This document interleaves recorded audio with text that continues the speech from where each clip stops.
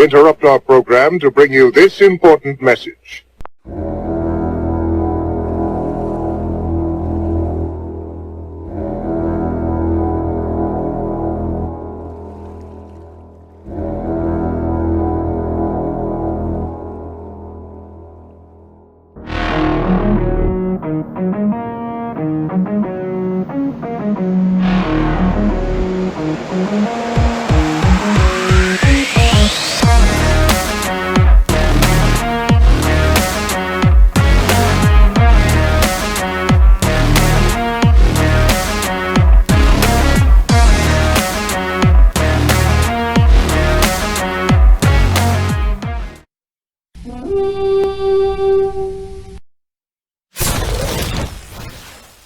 Hey guys, we made it to episode 50.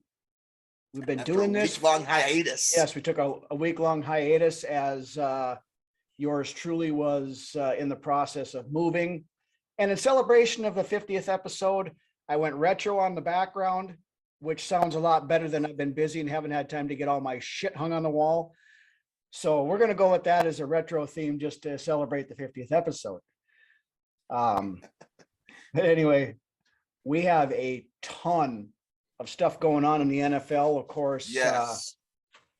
scouting, Busy. the scouting combine over, and the all kinds of cool and interesting stuff is going on. The franchise tag period is now over as well. I believe that was over Tuesday or Wednesday. Yeah. Players around the league that got franchise tagged by their respective teams. Orlando Brown Jr., tackle, was franchised by the Chiefs.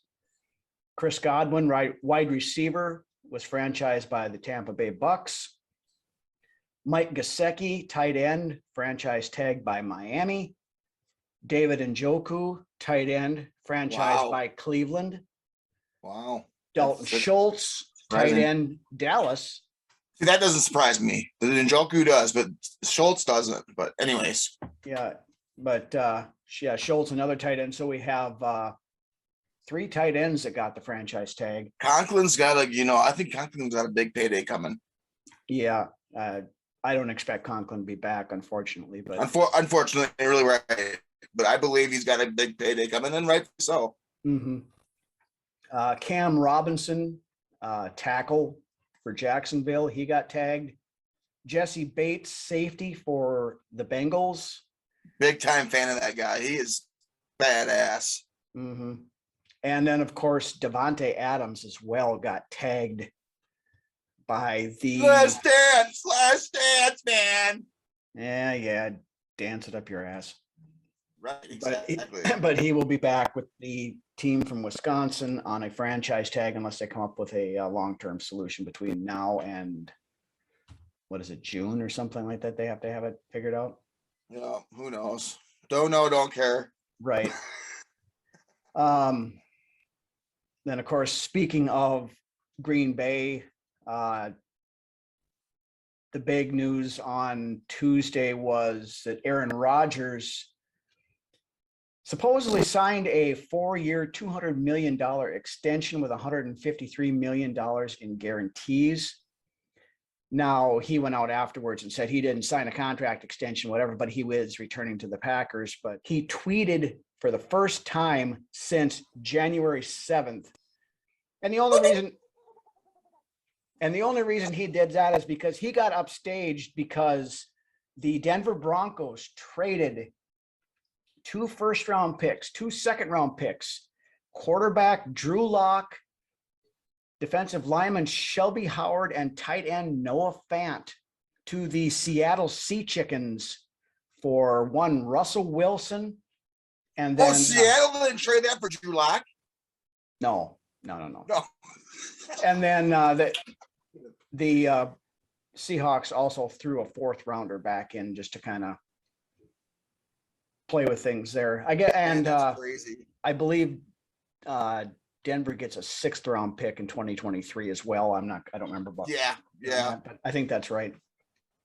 I believe you're right as well. So that was the major blockbuster for the beginning of the week anyway. That, is a deal for the ages, in my opinion. I It's been mean, tossed out there. I mean, that's big. That's big boy deal right there. yeah, I mean, compensation wise, that's almost bordering on a Herschel Walker type deal. I don't know. That might be the biggest deal since Ricky Williams and the Saints, Yeah, that's very possible. I mean, that when Ditka traded his whole Granted, we're draft going away, with quarterback here. right?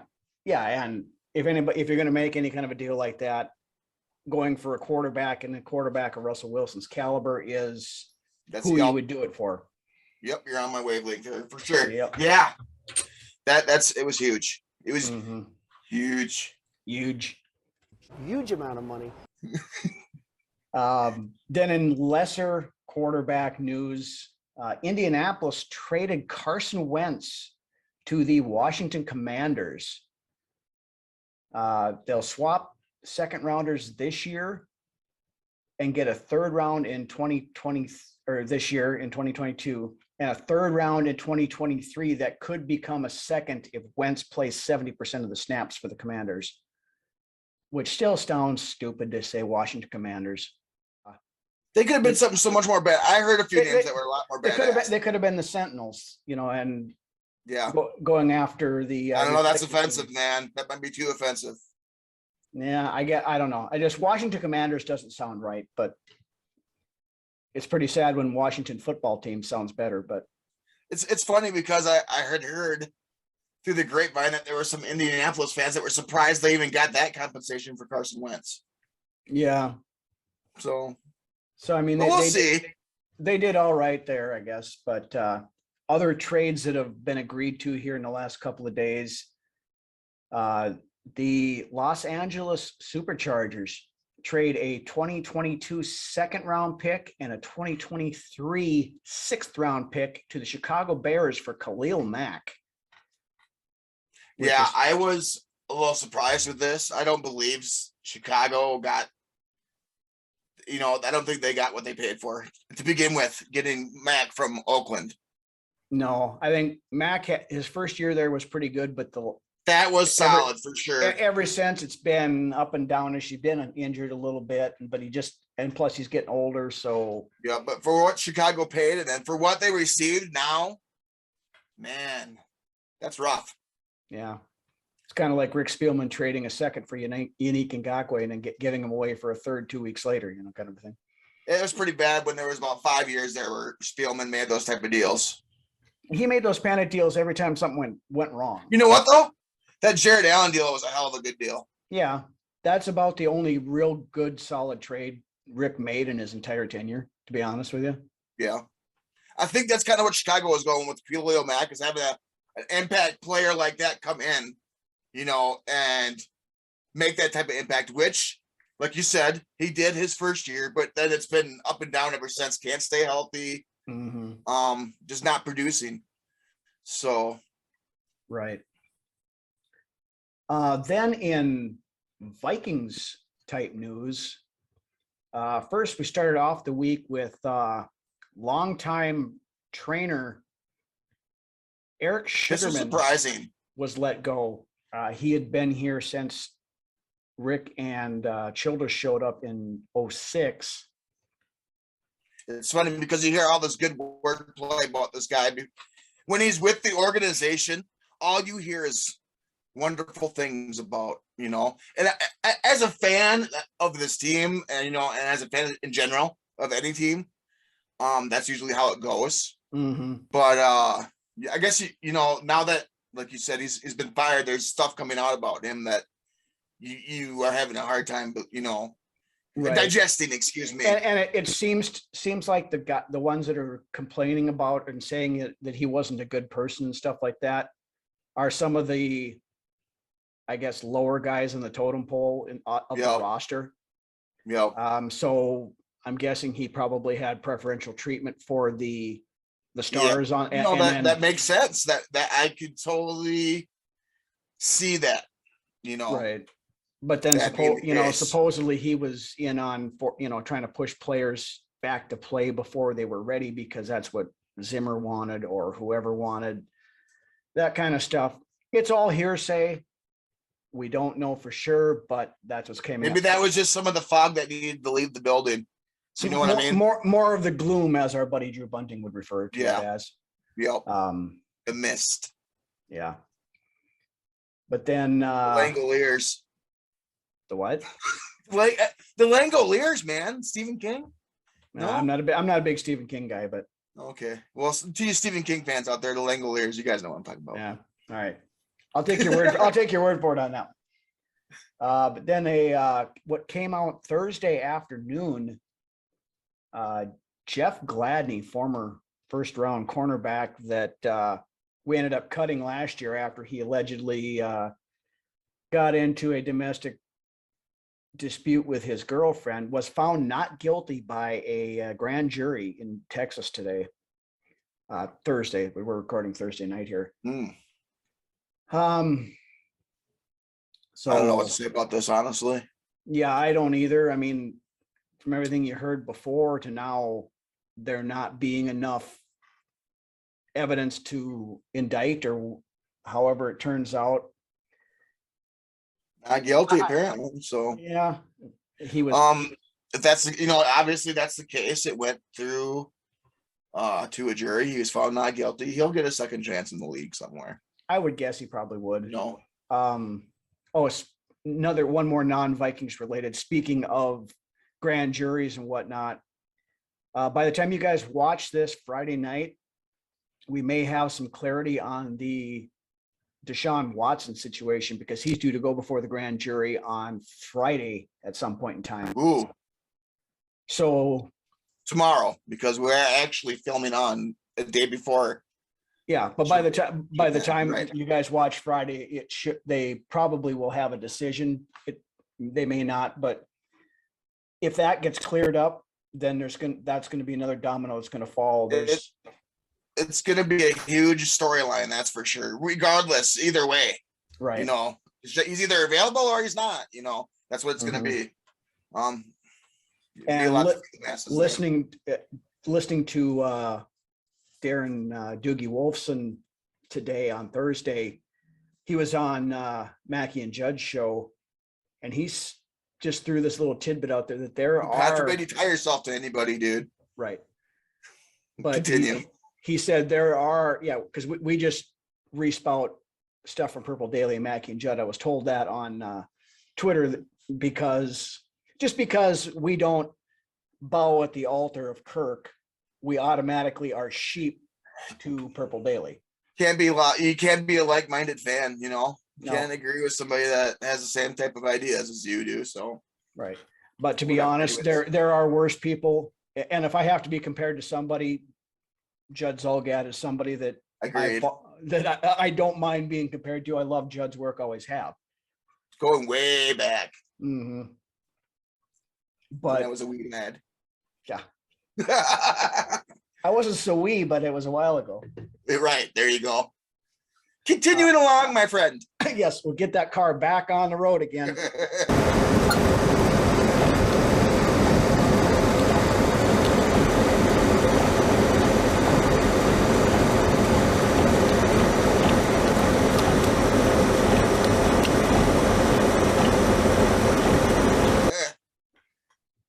But then also on Wednesday, an interesting comment came out from Jason Lockenfora of CBS News, or CBS Sports, sorry, that word around the league is that the Vikings are eager to dump big name contracts or big dollar contracts. Of course, right. In order to try to rectify this. We have to. The salary cap held, but there's no choice. Names that he put out as potential and possibly likely trade candidates. He said he wouldn't be surprised if Cousins got traded. Oh, a little montage here with some sad music. Yeah, but some other ones that are going to, if any of these come down, or a couple in particular come down, there are going to be some very sad Vikings fans. Right, absolutely, yeah. Most notably, Adam Thielen. Eric Kendricks is another prime candidate. Michael Pierce, who we've talked about as a very likely to be let go. You know, the strings are starting strong there with Pierce, honestly.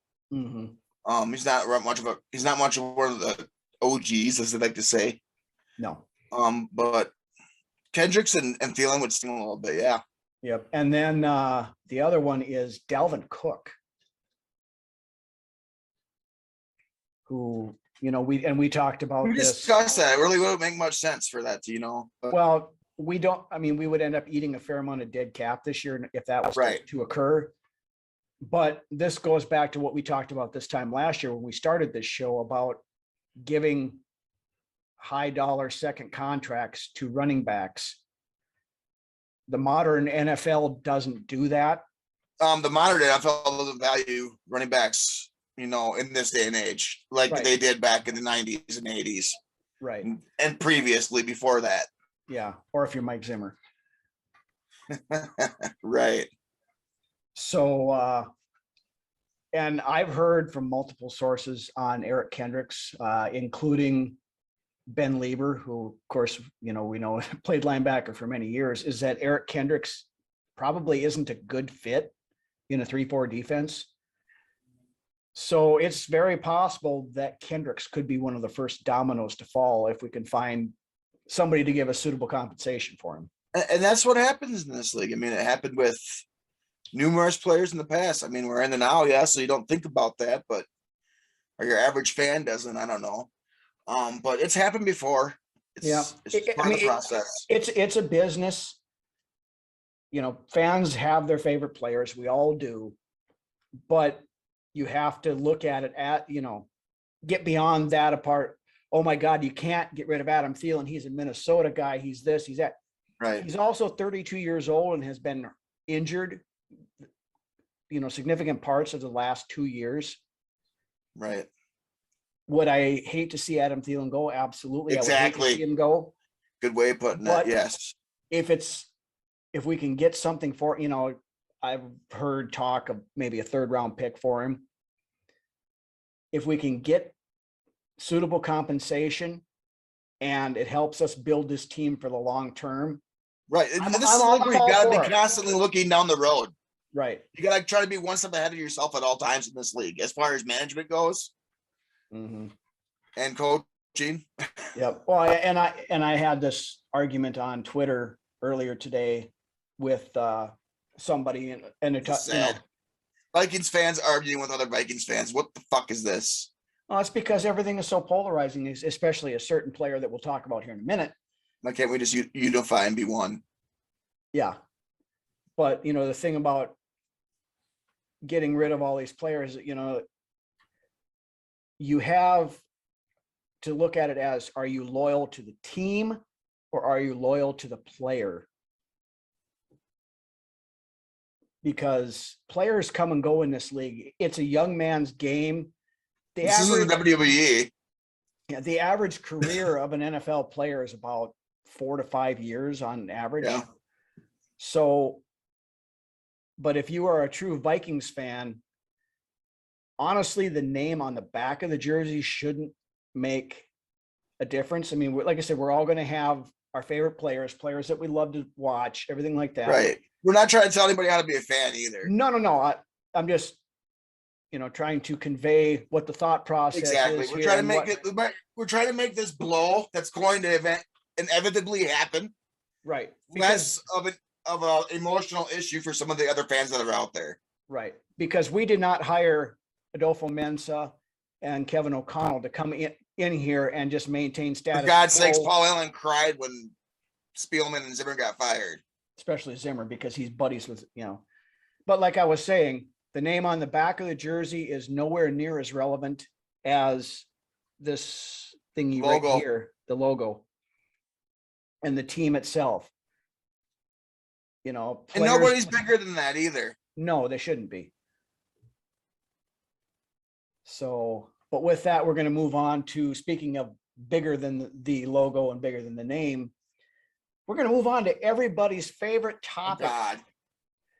The continuing saga of one Kirk Cousins. I don't like that. No. Every day, man, it's the same thing. Do you like that? We like that. Anyway. Man, there are times when I love Kirk Cousins. Well, and you know, we get accused of being Kirk haters all the time. You watched our shows from earlier in the season this year when he was doing well. We praised him. If you don't love week. the guy, you automatically hate him, apparently. You can't say one thing about him that's even the least bit disparaging, because the Kirkistanis launch an all-out offensive on you at the first drop. I mean, they put their finger on the red button the minute the word Kirk Cousins is said, and then try to figure out if they need to push the button or not. But anyway, Kevin O'Connell. Don't fucking call me Kirkistan. Yeah. Kevin O'Connell and Kwesi are out there. They're saying the right things. That they believe that war within the organization, man. I'm right. sorry. You're ahead of me. I'm still stuck on Kirk Cousins. That's division. No, it's the most frustrating thing I've ever. It is. Been a part as of my it. time as a Vikings fan, this is the most polarizing, torn apart this fan base has been because of one player. And he has not done anything. No, Every single team outside of the year we made the playoffs and beat the Saints, most of the teams he's been on have been 500 or below. Yep. And to be fair, that game against the Saints, that's not his fault. Kirk was money at the end of that game because he led us down there that deep pass to Thielen and then that touchdown pass to Kyle Rudolph in the end zone. That's what we wanted to see out of Kirk for the last 4 years. But unfortunately, we aren't allowed to be critical of our quarterback. No. I pulled that on or comment on somebody a little while back when they were jumping on me for being critical of Kirk. I said, "Are you critical of Oli Udoh or Dakota Dozier?" Well, they suck. I said, then you're a hater and not only are you a hater, you're a hypocrite, because if you can't criticize on the team, one player, but you can criticize another player, it's trying to get better, just like Kirk apparently is trying to do. Apparently. But anyway, rumors have been swirling ever since the combine. Kwesi met with Kirk's agent at the combine, apparently. And the way they were talking about an extension, but the way it sounds, Kirk is not at all willing to do an extension that would be considered team friendly. It's going to happen. Go ahead. Go ahead. Okay. He is looking, by reports, at an average annual value of at least $40 million a year.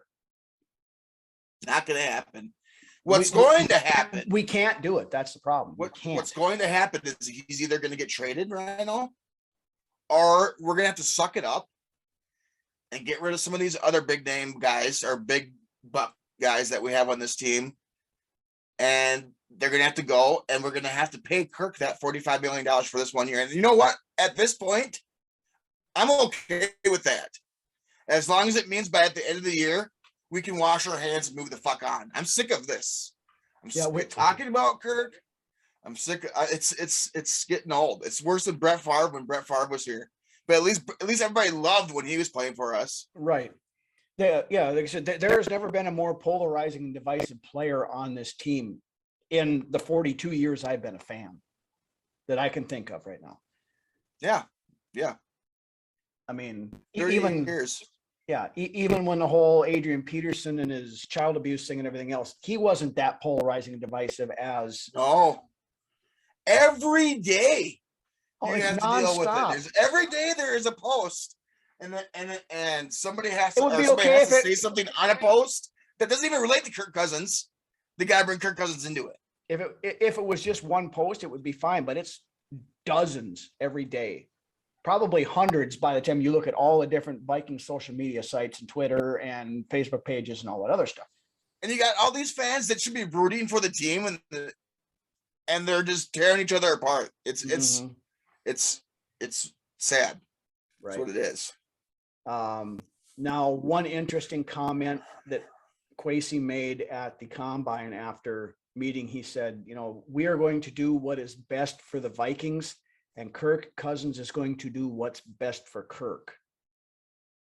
That statement right there says straight out that there's not going to be a team-friendly solution to this whole situation, or it's very unlikely. Wouldn't you do what you do best for yourself, Rhino? And I've said this before too. I don't fault Kirk one bit for trying to make as much money as he can in this league. I don't fault any player for trying to make as much money as they can. I'm glad we're touching this base, because like we mentioned earlier, the NFL, the shelf life for players is very short. It's on average 4 to 5 years. Granted, you got some players like quarterbacks and some of that stuff that play 10, 12 years, whatever. right? But there's a very small number of those players that last that long. By and large, the big majority of these guys are out of the league in 2 to 3 years. So Especially at the quarterback position. Yeah. So, I have no problem whatsoever with any player, Kirk Cousins or otherwise, trying to make as much money as they can in the time they're in the league. The problem I have, and this is not from a player standpoint, it's from the team standpoint, is you have to, at some point in time, say, I'm sorry, we can't do that. We need to do what's best for the team and look at other options. Yeah. It's Which like, is the prime example. God forbid I fucking say this either. Which is the prime example right now. We're just letting it continue. I mean, putting it in layman's terms, I could go to the Chevrolet dealership down the street and see that brand new 2023 Corvette sitting on the showroom floor, and I could say, I want that. But then when I look at my checkbook, I like that. yes. When I look at my checkbook, I can see I can't afford that, because you're looking at $900 a month payments.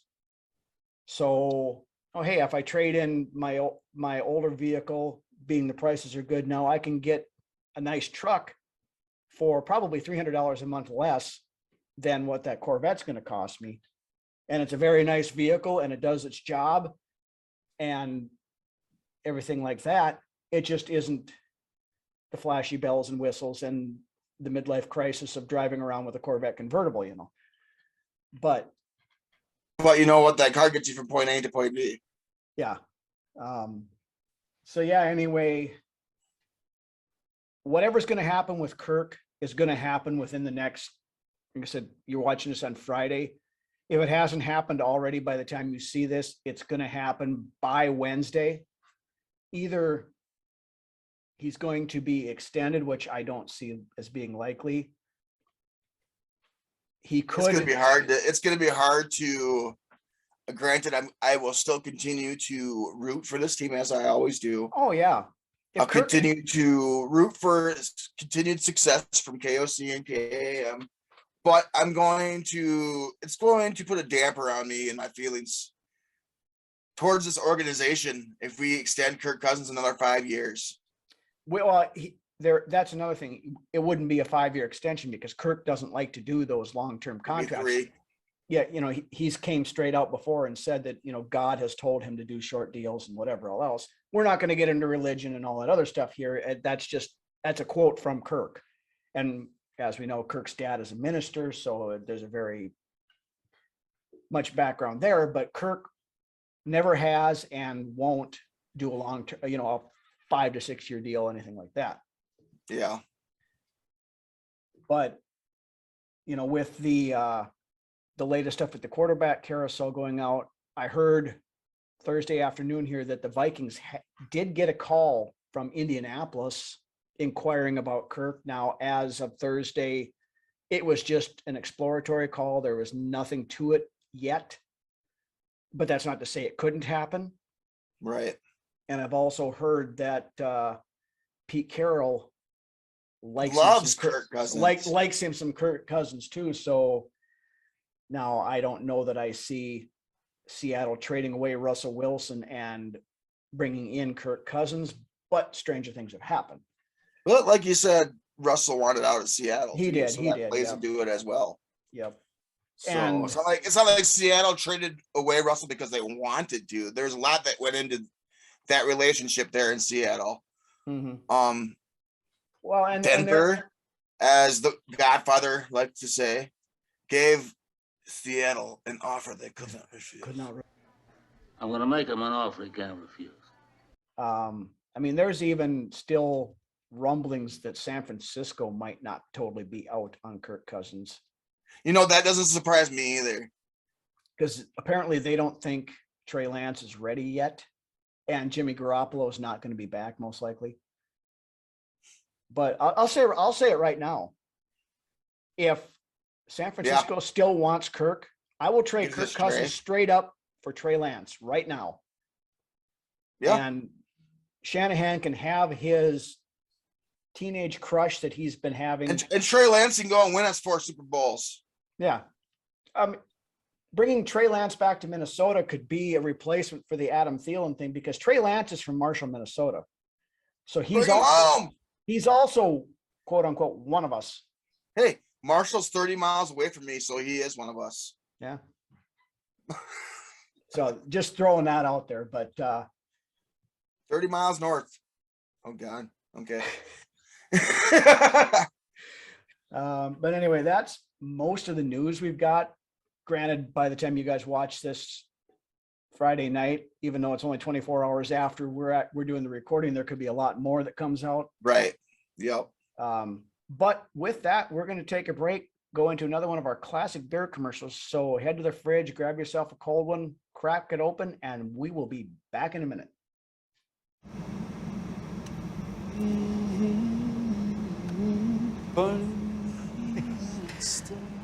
There's no one else to compare. The sight of you leaves me weak. There are no words left to speak. And if you feel like I feel, please let me know that it's real. You're just too good to be true. Can't take my eyes off of you.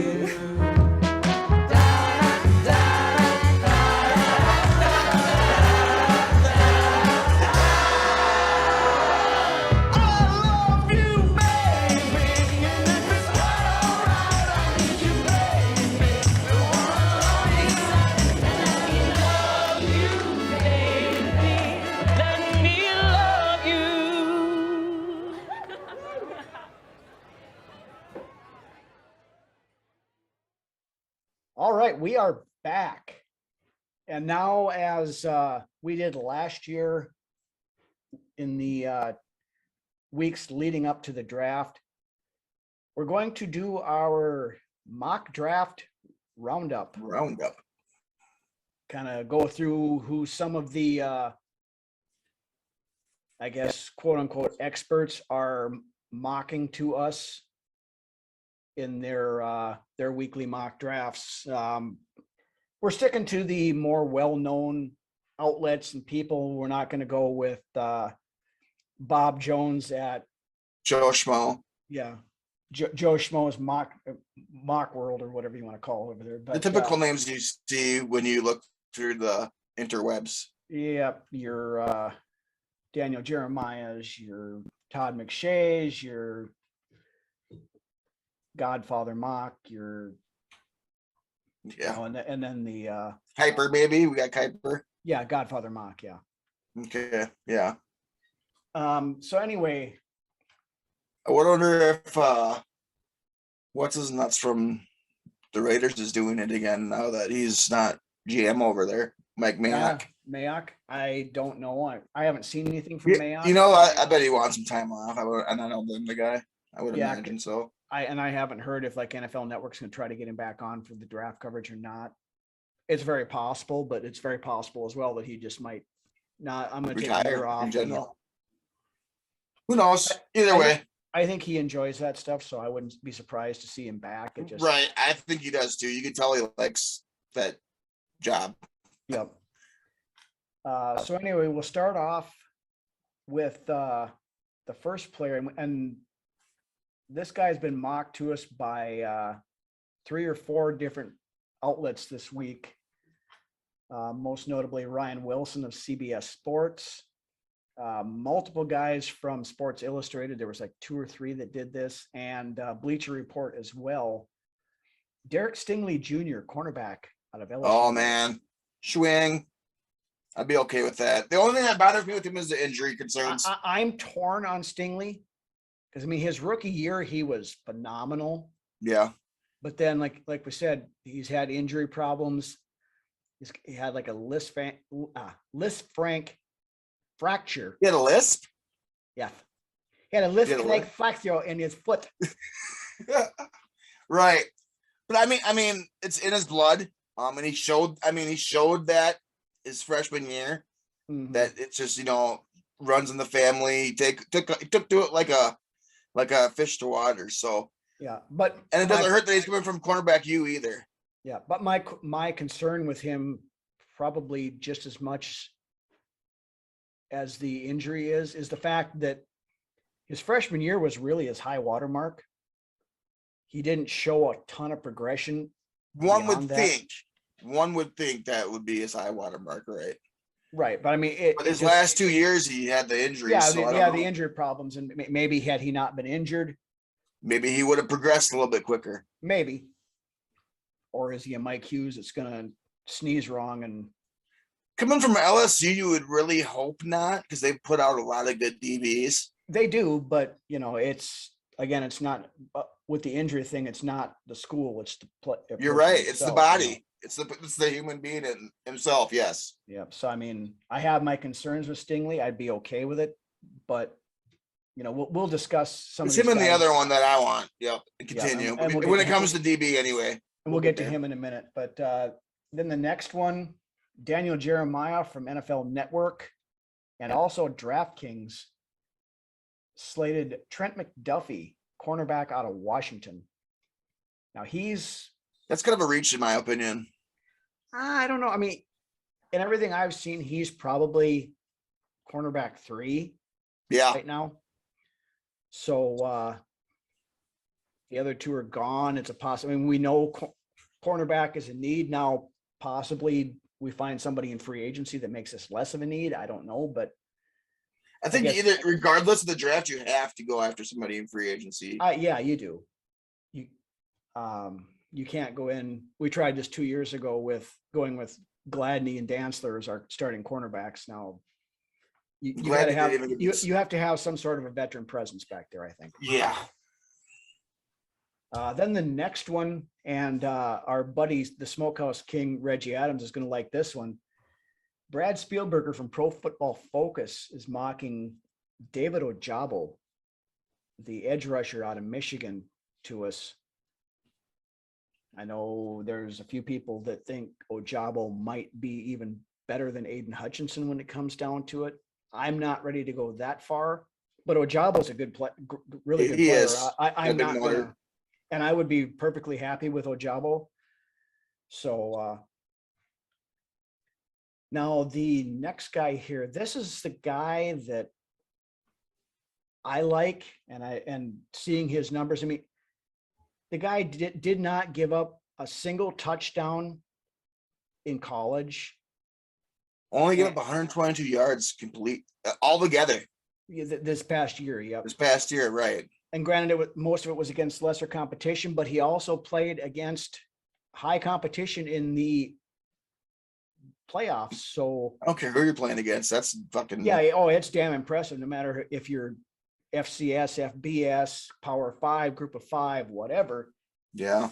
But the thing I don't about this one, after his combine performance, it sounds like he nailed the interviews with everybody. Very professional, very dedicated. Might be the first guy off the board when it comes to DBs. Yep. Ahmad Sauce Gardner from Cincinnati, Charlie Campbell from Walter Football, and also the Pro Football Network have him mocked to us. Now, earlier mocks, I saw him a lot.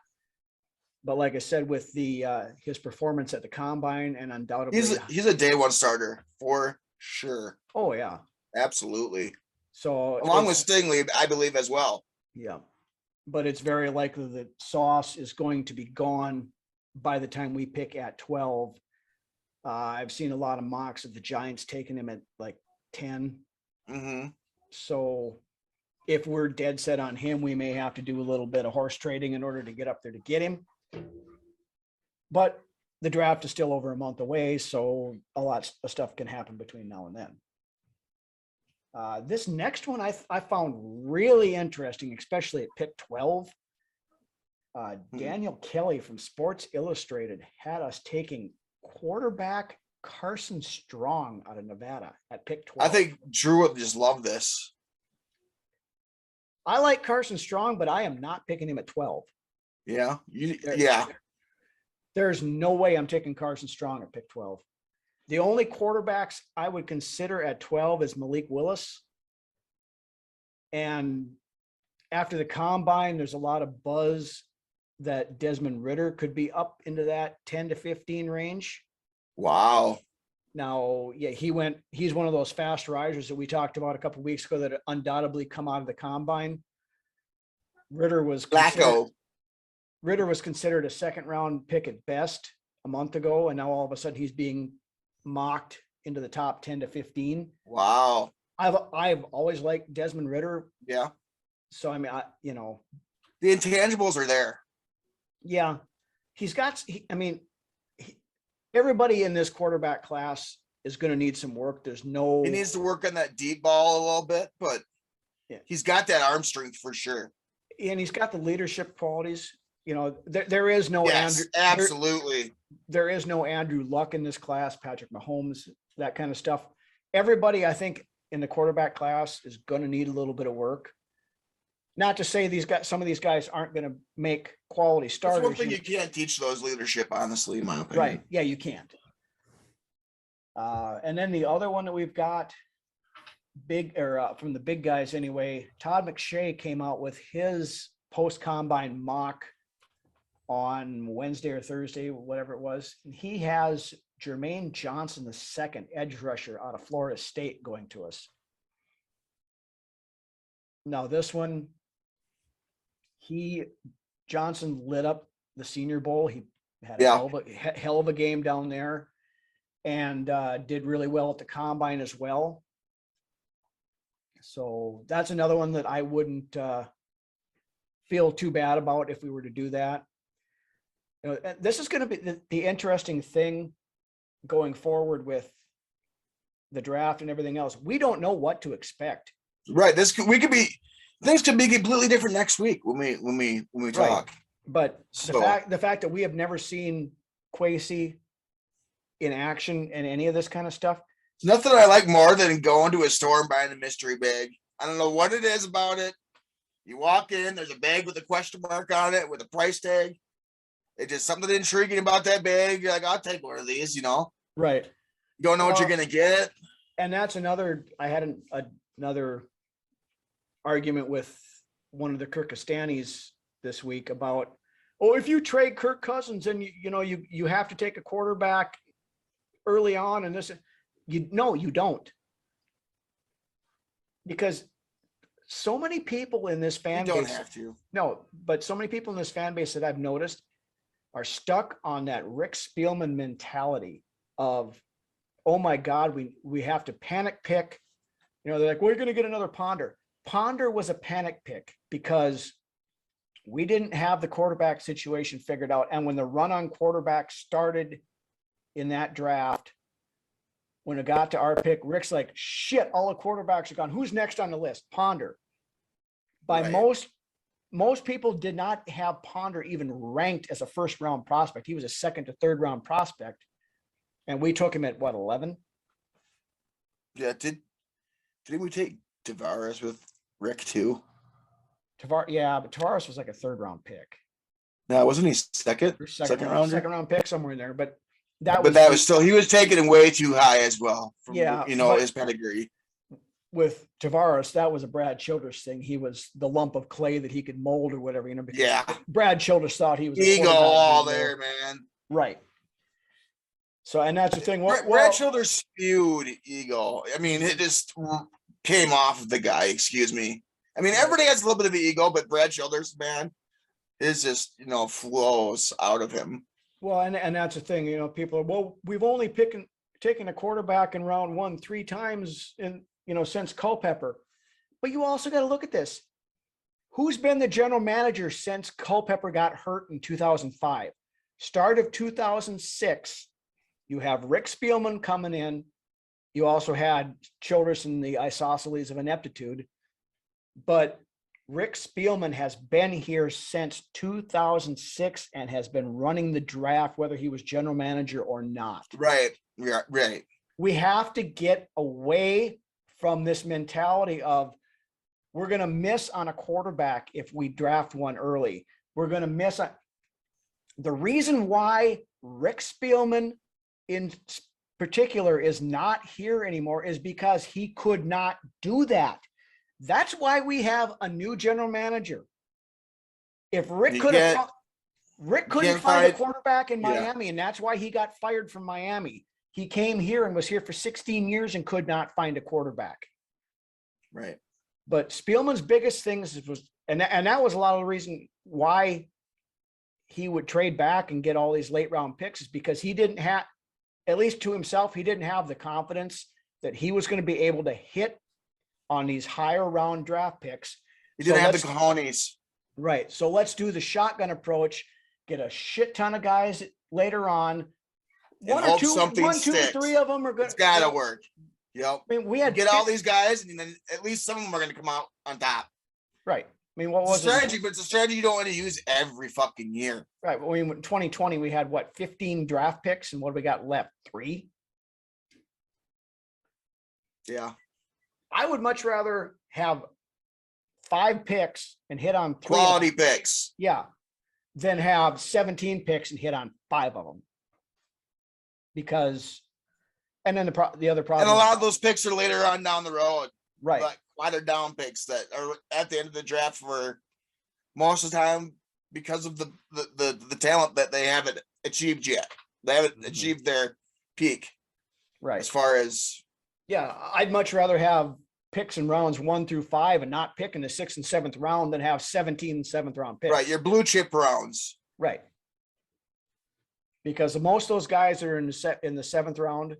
You probably got a good shot at several of them as undrafted free agents anyway. And that was one thing Rick liked to do, was draft them instead of taking. Got to get those before everybody else poaches them, man. Right. Before everybody else gets those. I'm sorry, if you can sell your program to these guys, they'll sign with you as an undrafted free agent. You don't have to stockpile late round picks and take these guys that probably shouldn't be drafted in the first place. Right. But I mean, that's my rant for the show. Basically, is we need to get away from that mindset and mentality of panic picks and failure picks and doubling down on those picks that weren't panning out because the ego that Rick Spielman had would not allow him to admit he was wrong. And then the few players that we did get that were good, we're going to overpay for those guys and sign them to big contract deal and stuff like that, so they don't leave. Right. But then we're too afraid to replace them with somebody else that you're not sure about. Right. But then we've got the situation we're in right now where we've got 8 guys that are taking up 46% of the salary cap for, as it sits right now, for 2022. And as you said numerous times in previous episodes, that's what happens when you kick the can down the road after about 3 or 4 seasons. Yep. People say the salary cap is fake. It can be manipulated, everything else. It's true. You can manipulate the salary cap, but eventually it will bite you in the ass. Yep. The payment's going to come due eventually. And that's the situation we're sitting at right now. And that's why the rumors are out there that the Vikings are listening to offers to offload a bunch of these high-priced older players whose salary amounts don't match what their contribution level is going to be to this team, or they don't fit the new system or what have you. But right. But beyond that, a couple things coming up in the next week. The legal tampering period starts Monday at 11 a.m. Central Time, which basically means teams can start agreeing in principle with free agents. They can't officially sign yet, but they can get all the framework verbal of the deal. agreements and all that good stuff. Yeah. Yep. Because they can't officially sign anybody until Wednesday at 3 p.m. Central, which is the official start of the new 2022 league year. So whether you're a Vikings fan, whether you're just an NFL fan of a different team, expect a flurry of activity in the next 6 days. As always. Yep. This, I mean, for guys like me and you as well, you know, that are just football junkies. That know the process and how it goes. But you know, these 2 weeks here and then the next month up to the draft, a lot of this stuff is just as exciting as actually watching the game being played, in my opinion, anyway. Yeah. I love this time of year. I love seeing all the strategy and the player movements and all that other kind of stuff. So It's exciting. It is. It absolutely is. So with all of that potentially taking place within the next 6 days, we got a special treat for you guys next week. Special time, Thursday at 6 p.m. Central Time. Vikings Uncensored episode 51 is going live once again. By Thursday night, we should have a ton of stuff to talk about. We're going to have a lot of clarity on some of these player contracts and things like that, because they're going to have to be. We should know by Thursday what is happening with Mr. Kirk Cousins. It's very possible. We may not, but if he's not traded by then it's a fairly good bet that he's going to be here for the 2022 season. It's not, wouldn't be official, I guess, up until That's true. the draft. Still happen at the But draft if there's going to be a restructure, it's going to be done by then, because we need, like I said, need to be cap compliant by 3 p.m. Wednesday. And right now we're that 15 million and change above the cap. Guys like Thielen, Kendricks, potentially Cook, Michael Pierce, probably some of those guys will not be here by Thursday. I'm willing to venture that. I heard from a bird. I'll continue. Go ahead. No, go ahead. I heard from a little bird that Buffalo is coming pretty hard for Danielle Hunter. Heard about, yeah. And that's another one that we haven't talked about, because Hunter's deal is very easy to restructure. They can do it without even consulting with them. Right. But if the right, this is a Russell Wilson type of thing, but at a different position, in my opinion. Yeah, you don't give Danielle Hunter away. If somebody comes at you with a deal that you it has to be an offer you cannot refuse. Right. So yeah, anyway, that's all coming up. And like I said, we will be live Thursday, 6 p.m. So make sure that you tell everybody, tell your friends, tell your friends' friends, tell the friends that your friends have that are also friends. If you're liking what you see, tell your pets. Yes, your dog can bring your dogs. We like dogs and everything. They can watch too. But if you like what you're seeing and you're not subscribed to the channel yet, we would really appreciate if you do so. You hit that little button down over. It's somewhere around there. Yeah, down below us here. Hit that little red subscribe button. Hit the bell so you don't miss an episode. I want to thank everybody again for watching episode 50. We've been doing this for a year now. It's amazing that how far we've come in that year's time. Want to thank everybody who's followed us and been with us from the get-go, that support us every week. You guys' support means more to us than you will ever know. We really appreciate it. Yep. Thank you to our buddies Drew and Ted over at the Vikings Report. As Lance and I were talking earlier, if you look at coaching trees, we're kind of consider ourselves a branch off the Drew and Ted tree. They've always been there to help us. Great friends of us and friends of the Fantastic. show. But with that, again, thank everybody for watching. Check out the audio cast on all of your favorite podcast channels, or our Facebook page. They're also available on there. If you're out and about, want to listen to us and don't have the time to watch the YouTube show, check us out there. But with that, why don't you take us out of here, Lance? 50-50. Man, what are we going to do with Kirk Cousins? We're going to trade him? I don't know. I get worried that you know, I don't know. I just thought I want this solved sooner than later. I'm excited to go live next week.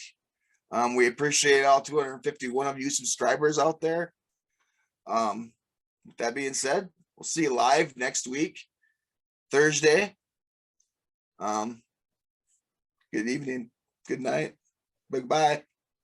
We'll see you guys. Have a good weekend. Let's go.